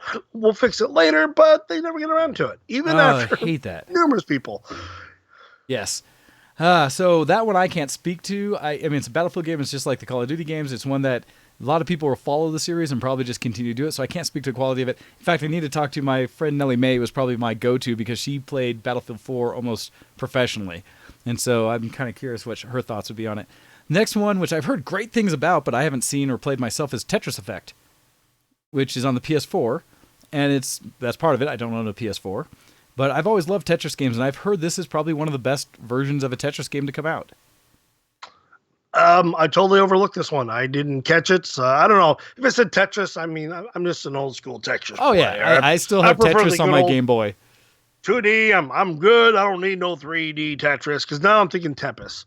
When you're trying to Well, look admittedly, there was a game on the PC that I loved of Tetris, which was like, it was something like Blockus 3D or something. That was like a top-down Tetris board where the pieces started above with you and went down to the depths. But it was in 3D, so you could manipulate it in every direction. And that one was fun and difficult because you had to remember how certain things were locked up. But no thanks. I got my 2D. I'm fine. Other one, and I've played a bunch of this one, has been Black Ops 4. If you like any of the Call of Duty Black Ops series, you will like Black Ops 4. It basically has everything you'd want in there. They added the Blackout mode, which has basically the Battle Royale. It has zombies, and it has general multiplayer. They got rid of any true single player, and instead they have one where you can go through a mode with each of the different classes of character, the different, I forget what they call them, and go through their storyline and kind of get you just an introduction to use each of their abilities. But that's about it. I enjoy it. I think it's solid. But it's very much, if you like Call of Duty games, you'll probably like it. The next one that comes up on the list is Detroit Become Human. This is another PS4 game. It's from Quantic Dream? I don't know this one at all. So what do you know about Become Human? What I got on it, I've seen some early gameplay of it when it was in early beta when it released. It's basically the Knights of the Old Republic, more with a kind of Two Souls style gameplay. So it's a development, and based upon your actions, you determine the episode on how it plays out. Oh wow! So you see a lot of the gameplay develop, and you can actually see it lure either one way or another based upon your actions. Again, Knights of the Old Republic was a phenomenal game on that kind of play style. Yes. And this just took that idea and put it more into a urban setting here on Nice. Well, that's interesting here because I know Knights of the Old Republic is one of these games that is like a pinnacle, right? People always discuss it as being one of the best RPG type games to have ever come out. And so it's neat to see someone taking that model and updating it in a modern sense. As always, I will complain when any game comes out on one platform and doesn't hit the PC, since they're all really just glorified cheap PCs. So there's that. And on that note, the next one on the list is Subnautica, which people love, and is one of these ones that's so I don't know. I own it and I have it because of the VR, but I haven't played it yet. What I've heard is that it has combination of survival horror game and building game, essentially. And that it's supposed, I don't know, everyone I know who's played it said they really enjoyed it. And that it's very atmospheric and beautiful for being like this whole underwater world and things like that. And so, bits of all of that going on. Let's see. So if you know it, you've played it. I've heard good things. I have it, haven't played it. Let's see. What else do we have? Pokemon Let's Go. So another one of these ones. If it's Switch and you why don't you own a Pokemon game? This is the one for Switch. And by the way, you can buy a great Pokemon ball controller to go with it, as well as to tie in with your Pokemon Go app for your phone. And discounts on TVs when you throw the ball at the TV. It's, the old Wiimote issues. And I've heard good things about that. It's weird, though, also, because while I think a lot of people have had fun with Pokemon Let's Go, there's also a challenge in that because it takes so many elements of gameplay from Pokemon Go, that it is definitely a hybrid. It is not your classic full-on Pokemon RPG. In fact, I've heard it's very light in some of those senses. And so, a copy's telling us that the Pokeball has a Mew in it. That must be adorable. And copy would be our go-to for information on Pokemon. Let's see. Also on the list, Fortnite they have on the list, which go figure, it's huge and all the kids are playing it. I'm not a child, so I just go beyond it. Monster Hunter World. I know that a lot of people had gone nuts over this game when it first hit. In fact, my cousin and his group went through it a little ways back when it first went on sale, and they all enjoyed it. Although it kind of was a flash pan kind of gameplay in it, where it's gorgeous, and I know a lot of people like kind of the action RPG-ish level of it. But at the same time, it seemed like nobody played it for a long time, if that makes sense. Like, I know people put a ton of hours into it, but I think they hit it hard fast and then it went away. Yeah, and I saw that a lot too, especially with people linked on there. You get I saw that kind of with Pokemon Go too. A lot of people start playing it real quick and then died off real quick. Hey, I still play Pokemon Go, damn it. Yeah. it has this curve to it. It is a beautiful game, and there's a lot to it. And they are trying to keep up. Capcom is trying to get releases out to keep it fresh. A cross-platform, which is nice. You can see it through Steam when someone's playing it, which is really great. But it didn't carry a lot of people's attention. But again, we get so much out there. It's not one that you would go to all the time. One of the things about this whole list and about gaming and I've been saying this since probably 2016, that we are so spoiled that there are so many damn good AAA titles that come out every year now, that it's sometimes easy to bitch that, games are doing this or that or other, but there's a lot of really good games. And yeah. I have a problem where I'm trying my best not to buy additional games just to hold on to them I'm never going to play. Yep. And not only AAA, because the smaller studios are doing just as well with a lot of the stuff they're putting on there too. I'll never keep up with the indie games or with any of the smaller games that come out that are equally great games. There's just not enough time in the world. I need to retire today to have time enough to even start to play most of my backlog. It's a wonderful time to be a gamer. There are so many great platforms for it, and games are looking gorgeous.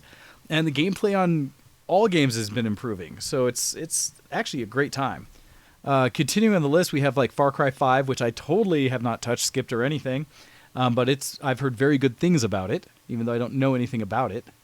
It's Far Cry, and they held steady to the whole theory of what Far Cry is, just way out of their action scenes, and the choices that you can make are just incredibly varied. Nice. No, that's good to hear. And I know the series as a whole has been pretty solid since 3, 4, and 5 from different angles. And so this one's kind of cool to hear. Another one on the list that I had no idea about, but is PC and Xbox One, is called Graveyard Keeper. And it's... Yeah? This is another one I'm going to send to Bryson to stream, because I saw some reviews of it. It looked interesting. The name alone was like, that sounds like an interesting game. Well, and it says it's a take on a farming simulation, but complete with dead bodies, weird witches, and your very own church to preach in.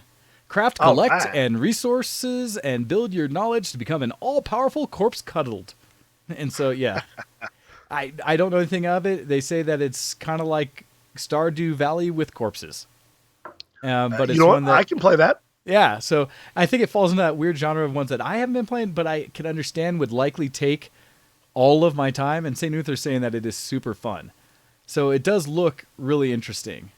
Not one that I would maybe jump on myself, because when I will lose time, it'll be something I know I'm going to do something stupid and play like, what is it, Cities XL? The new, whatever that Skyline Cities one. Yeah. I watched some of the video on that, was like, I know I shouldn't. But I'd play the crap out of that. Yep.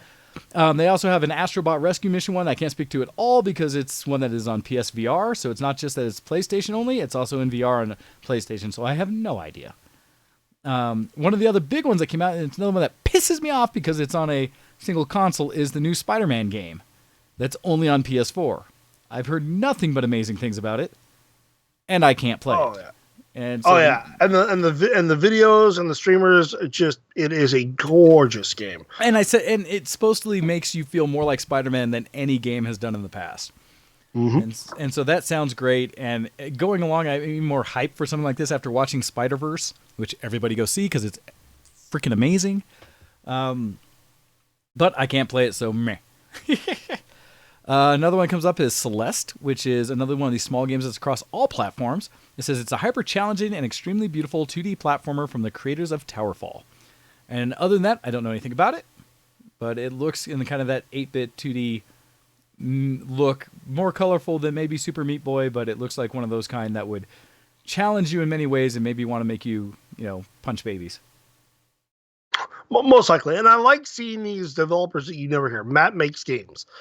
Coming out with, and so high up on the list, because some of these are really good games. A lot of the people that jump on these games are the ones for nostalgia, who want the thinking challenge of a game with the aspects of the ability to play it on any platform. And yes, a lot of these developers have been able to do that with the right incentives.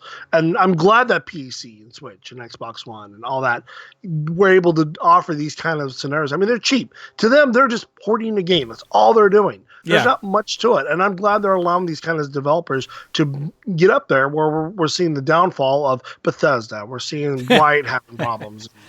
Well, there's a point where you get too big for your britches, and it becomes hard Yes. to maintain the expectations everyone has. And what's great about a lot of these smaller or indie or whatever games is they're coming out of nothing. And so when people see them, they're really latching on for just the gameplay. What is fun about this game without all the expectation, which is really pretty cool.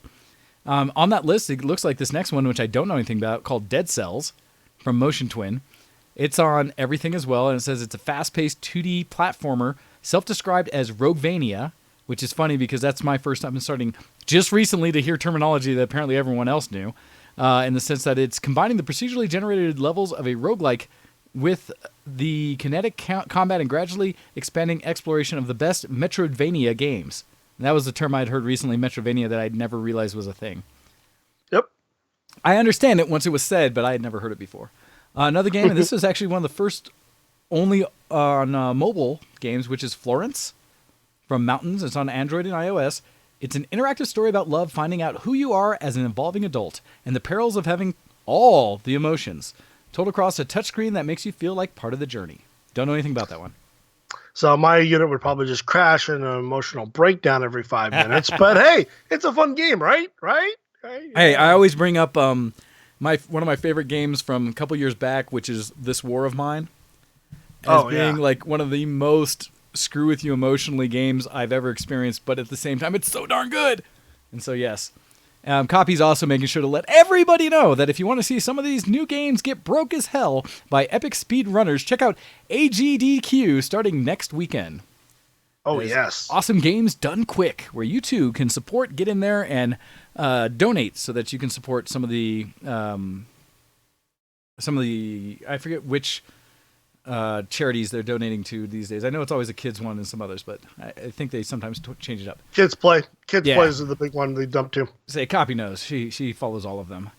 And oh, look at that. Oh, that's cool. My brother's saying that they're listening to our channel with Twitch audio on mobile while listening in the car. So that's good to hear. That is phenomenal. See, there Modern you go. internet radio. Here we are. All right, the next one on the list is Assassin's Creed Odyssey, another big open world Assassin's game. All the Assassin's game being what they were, this one actually I think made it a step above because I think they had been going a little bit of a downward trend. Whichever one came out, what was it, Origins or something? Whichever one came out after Black Flag, people were kind of left and right about, especially some of the multiplayer aspects. But I've been hearing that Odyssey is actually pretty darn good. And the nice thing is that you can play that one on everything except Switch. Oh, I can't imagine Switch trying to hold this thing. No, I know. Well, there are limits, right? Ever since Switch was like, we got Skyrim-ish. You know, there are limits. Don't they have one where Mario goes back in time, right? Right? There's time Odyssey or travel whatever? Mario. Oh, gosh. So as soon as, and I will very much look to see if ever we get a refresh on the Switch, as I've heard, as they're trying to push maybe the potential for 4K. We'll see. One of the ones that also does not surprise me and has been massive, and I'd also like to play, but again, computer. Why consoles? Red Dead Redemption 2. This is one that everyone I know who touched it said it was flipping amazing. Very atmospheric and yeah, go ahead. Yeah, this is where you get the combination of a beautiful world, a phenomenal storyline, and ability to tweak your gameplay. Granted, most people end up shooting everyone they see, or you get shot everyone you see. It tends to be a problem, but everyone loves this game. This has a good trifecta of just a beautiful, well put together game. And what I love about Rockstar is you didn't beta release it with a whole bunch of broken stuff. You completed a game and you gave it to us. And again, the audiences are happy and we are paying the money for it. And that's exactly the way games like this, when a AAA comes out, AAA should not be beta. AAA should be fully released, all fixed, and then they can add the stuff. Yeah, if you're AAA, I can understand the indie companies getting the beta to help them along. But AAA, you already got money. You've got sponsors. play testers. You've got, when I would argue, the time to do things, right? Oh, Copy makes a good joke on Red Dead Redemption saying Grand Theft Palomino 2. That would be awesome. I want to steal horses. Oh, you can do that in this game. Yep. Well, it's funny because one of the things I'd seen more videos about was horse AI and horse physics coming out of Red Dead Redemption 2. I saw so many examples of like they're running down a hill and their horse comes flying past them, like rolling down the hill as well, or just silly things, as well as some amazing horse effects of like anything going through the snow to just walking next to your horse or riding it slowly, how amazing that all looks. And so it is really what I've seen as a very solid game as a whole. And the other downside of this game, it will tug on your heartstrings because Roxy's playing it. And the downside of this is when you ride a horse enough, you actually build a bond with it. And you can actually be able to do certain abilities.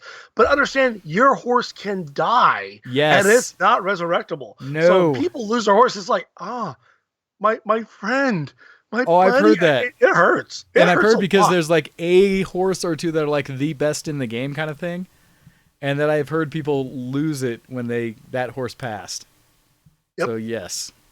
Now I'm waiting for Red Dead Redemption 2 Horse Breeder to come up and have someone just go in game and then just breed horses. So to that get would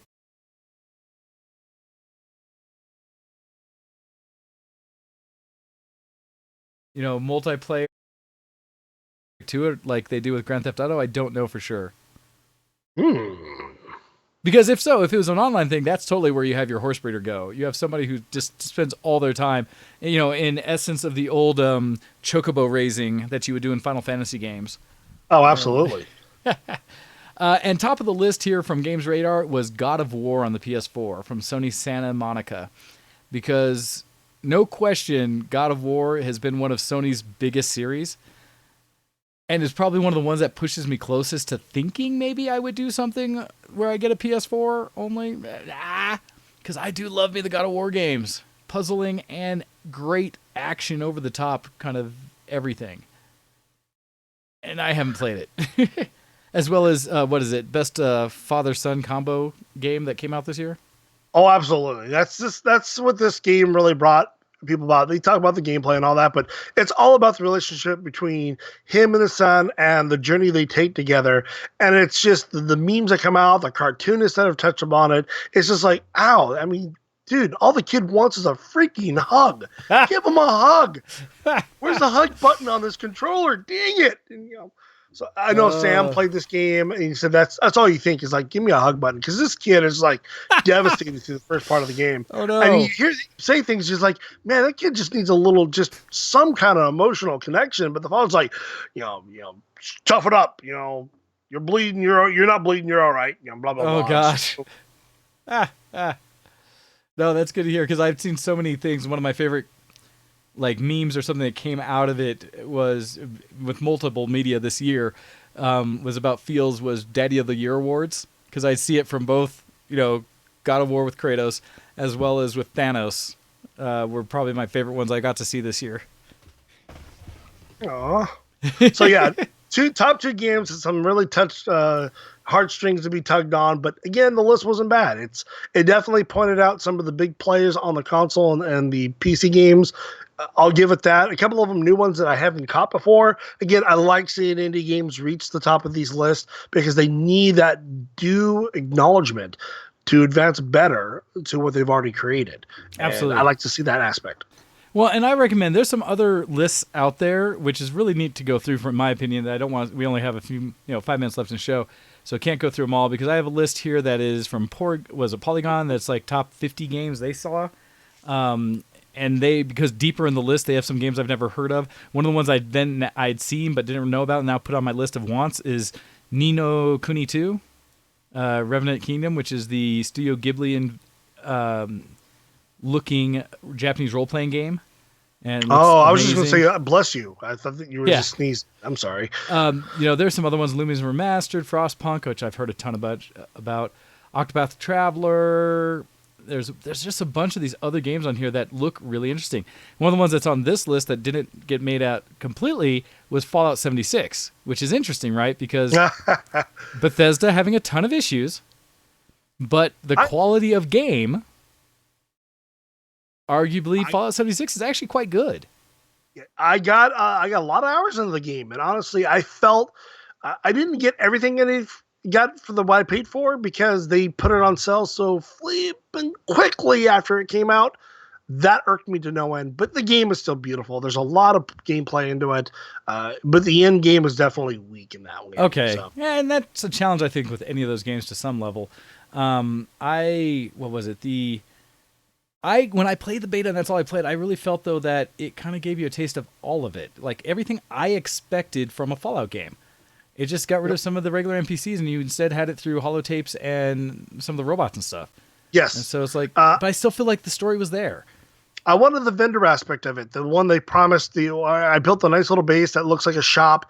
I like to be in game and be a vendor for people, but with the realms only being down to 24 people per realm, you can't get that aspect, and they never developed the machinery to actually become a vendor.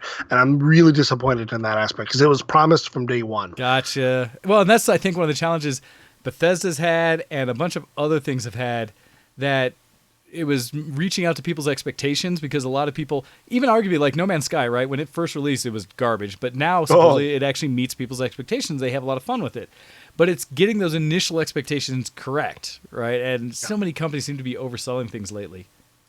Bethesda! Yeah, Well, and I hope, feel. because honestly, from the E3 stuff, Bethesda had the one that I rated as the strongest E3 presence. They actually got me excited. I can't wait for Rage 2. I am looking forward to so many things they have coming down the line, but it's still a matter they got to do it right. Yeah, well, you can smack them all you want, but until they learn the lesson about us not spending money on their games, they're just going to continue pushing out what they're pushing out. And they openly said, when asked, why do you keep releasing more Skyrim games? It's because you guys keep buying them. Yep, exactly. It's the same game over and over, right? So it's like, But I do argue, and I'll put in the notes some of the other lists out there. Like I said, Polygons is one. One of the ones that I wanted to at least look at, and we don't have time to really get into, was one of the other ones I looked at was actual rating of games, which was Metacritic, their ratings for the year. And on top of their list was Into the Breach for actual Metacritic rated games. Top couple were Dusk, Dead Cells, Return of the Obra Dinn, Pillars of Eternity 2, Deadfire, which I know a lot of people have been playing, Monster Hunter World, Celeste, Subnautica, Forza Horizon 4. A lot of these are ones we'd already seen kind of in the list of some of the top selling as well. But there's a bunch of others in there that I think are some great notable ones. And if you have an opportunity, especially right now, because until the second or third, we still have all the sales going on from every different distribution service out there. So by all means, take time. And if you've missed a game or you're looking for something new, check out some of these top games from the year and maybe pick one up, because they're there for a reason in most cases, other than Fortnite, because they are actually some really neat things. So throw that out there. And I don't know what gibberish Babs just put in, unless he is typing passcodes or passwords to something in our chat. And Copy is saying, "Oh my God, those are the nuclear launch codes!" Oh my! And then Copy is talking about when I was talking about the Noni whatever game, that watched some of that, the Ni no Kuni 2, saying it was a magical experience, and also Tiny Catboy was too precious. But I put it on my list of wanted games after watching the video for it. Like, that is adorbs, and I would probably play it. As I need to go back and continue playing Moss here, because that is so adorable. Such a cute game. But yay, VR. I need to play more of it. All right, Tabby, it is time for us to end the show, but I do appreciate you coming on and giving me another voice to everyone to hear and discuss with these. Anytime. I definitely try to get my camera working. I'd love to join you more throughout the next year. There's so much going on, and we're wrapping up for the Indeed podcast, our 100 shows of 2017 of comedies of all time. You Brits, I swear, you put me on a really bad ride there, but that's right. We're going to wrap that series up there, and we got new stuff coming out. But I definitely enjoy coming on here and talking with the top games with you. No, I love it. Appreciate it. So where can people find you so they know that as well? Well, where else? At VTWProductions.com. Look for us, Indeed Podcast. Check out one of our shows. We're all movie-esque right now, but we'll be back to gaming shortly soon after that. But that's the best place to check us out at. Perfect. Because, yes, we are all kinds of things geek. So throw that out there. All right. So with that is our closeout episode for 2018. Appreciate everyone who stuck with us. And yes, you're correct, Bab. So I'm assuming that's coming from my eldest nephew on that side, saying that Nier Automata is also a great game. Another one that's on my list of eventually to play, and I got to see some of it played from my good friend Hyde, who played a bunch of the playthroughs with me on side, being able to watch what it was about, and I know it's a pretty and neat game. So yes, that's one that also makes the list. I would love to hear, as we go into our year for 2019, your guys' favorites from this year. Feel free to email us at showx@vtwproductions.com, as well as we will be doing some looking forward as to some of the things that are supposed to come out in 2019. We shall see. And so we'll be doing some research, looking at some of those upcoming videos to see what things have been announced. Would love to also get some input from all of you. Is there a game that you know is on the horizon that you cannot wait to see? As we would love to talk about it and make sure that we don't miss it. All right. So with that, everybody, thank you very much for listening, and I wish you a very happy holidays. And as we go into it this week, a very happy new year. Hopefully you guys are all going to start off on the right foot. Let us all have some great gaming, playing online, and having fun together. And catch all of our shows on vtwproductions.com, like you heard there from Tabby, Indeed Podcasts as well. And check out all of our archives for people who show up late during the show because they think we're not doing it. Granted, we will not be doing one next week, so you got us there. All right. Thank you all. Happy 2018 and happy looking forward to 2019. We'll see you there. And with that, we're out. Goodbye, everybody. Bye. Goodbye. See you next zombie.